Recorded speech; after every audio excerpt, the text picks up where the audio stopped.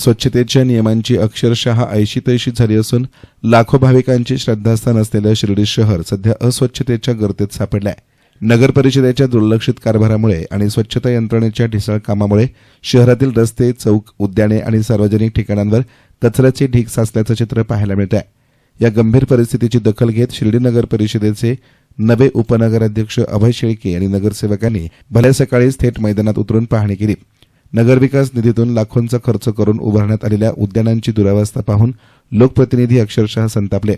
देखभाल नसलेली उद्यानं, कचऱ्याचे ढीग, तुटलेली संरचना आणि दुर्गंधी यामुळे नगर परिषदेच्या कामकाजावर प्रश्नचिन्ह निर्माण झाले. शहरातील अस्वच्छतेच्या प्रश्नावरून उपनगराध्यक्ष अभय शेळके यांनी स्वच्छता कर्मचाऱ्यांना आणि संबंधित अधिकाऱ्यांना चांगलंच फायलावर घेतलं.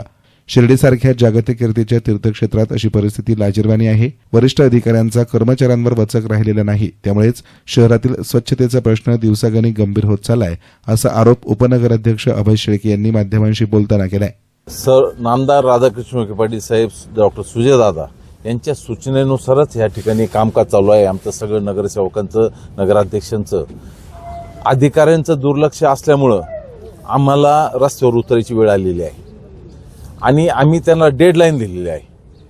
साधारण त्यांनी महिनाभराच्या आत आम्हाला शिर्डी सुतासारखी सरळ करायची आहे आणि त्यासाठी बरेचसे बंधनं आम्ही त्यांच्यावर घातलेली आहेत. ज्या ठिकाणी कचरा आहे त्या ठिकाणी दंडात्मक कारवाई करणे, त्याच्यानंतर अधिकारी जर काम करत नसले तर त्यांना घरचा रस्ता दाखवणे, अशा कडक शिस्त अशी लागावी म्हणून त्या संदर्भात आम्ही पावलं उचललेली आहेत. काय सूचना तुम्ही कर्मचाऱ्यांना दिल्या आहेत आणि तुम्ही अक्षरशः शहर पिंजून काढलं आहे, काय परिस्थिती झाली आहे, जे म्हणजे नगरपालिकेकडनं ठिकठिकाणी लाखोंचा खर्च करत जे गार्डन आहे ते उभारण्यात आलेले आहे, मात्र त्याची दुरावस्था झाली तर बघायला मिळतं. 100% गार्डनची दुरावस्था झालेली आहे. ते गार्डन रिपेअर करायच्या आज स्थितीमध्ये आहे. आम्ही त्याची पाहणी केल्यानंतर आमच्या बऱ्याचशा गोष्टी लक्षात आलेल्या आहेत आणि त्या ठिकाणी जे नियोजन आहे ते कोलमडलेलं आहे. त्यासाठी एक सुजयदादांशी चर्चा करून आम्ही कठोर पावलं उचलून ते गार्डन कसं परत व्यवस्थित करता येईल आणि त्या ठिकाणी देखभाल करत असताना परत अशा प्रकारचं नुकसान होणार नाही याची आम्ही काळजी घेणार आहोत. कर्मचारी वेळेवर ड्युटीला येत नाहीये, अधिकाऱ्यांचा वचक कर्मचाऱ्यांना राहिलेला नाहीये का, आणि शहरामध्ये रिक्षा असतील किंवा टेम्पो ट्रॅव्हलर असतील किंवा चारचाकी वाहन असतील यांच्याकडनं देखील नियमांची ऐशी तैशी होताना बघायला मिळत आहे. काय आता कारवाई केली जाईल आणि परिसर स्वच्छ ठेवण्याचा निर्णय तुम्ही घेतलाय आणि शिर्डी शहरात जे काही थुंकणारे असतील त्यांच्यावर देखील काय दंडात्मक कारवाई करण्याचा निर्णय तुम्ही घेणार आहात? आता सगळ्यात पहिली गोष्ट असं आहे की कर्मचारी वेळेवर येत नाही म्हणून त्यांना आम्ही आता शेवटची एक नोटीस देणार आहोत. याच्यानंतर ते जर वेळेवर आले नाहीत तर त्यांना आम्ही कायमस्वरूपी त्यांच्यावर कारवाई करणार आहोत. त्यांना कामावर काढून देण्यात येईल या प्रकारचा आमचा निर्णय झालेला आहे. नामदार राधाकृष्ण विखे पाटील साहेब असतील किंवा डॉक्टर सुजयदादा असतील, त्यांनी ह्या संदर्भात जो काही निर्णय घेतलेला आहे, म्हणजे रस्त्यावर जे वाहनं फिरतात, शनी शिंगणापूर असेल किंवा तुमचे ट्रॅव्हलचे बसेस असतील किंवा तुमचे ॲपे रिक्षा असतील, यांना सगळ्यांना पार्किंगमध्ये उभं राहण्याच्या संदर्भात एक मीटिंग लवकरात लवकर घेण्यात येणार आहे. हे लोक रोडवर दिसणार नाहीत, पार्किंगमध्ये त्यांनी तो व्यवसाय करायचा आहे आणि त्यासाठी जेवढे ट्रॅव्हल ऑफिस आहे शिर्डीतले ते बऱ्यापैकी त्या पार्किंगमध्ये आम्ही त्यांना जागा उपलब्ध करून देणार आहोत. साईबाबा संस्थांच्या मदतीस त्या ठिकाणी गरज भासणार आहे. शिर्डी नगर परिषद आहे आणि नामदार साहेब आणि सुजयदादा आहेत.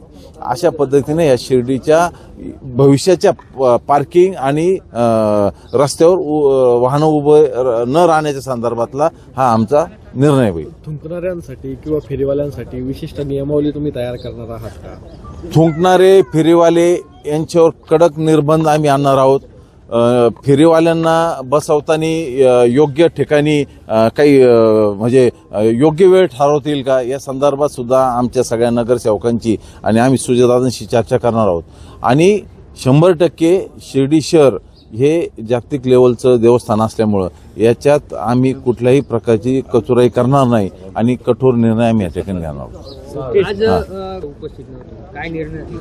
नाही, आम्ही जी कंपनी आहे स्वच्छतेची त्यांना 1 लाख रुपयाचा दंड करण्यासंदर्भात आम्ही निर्णय घेतलेला आहे.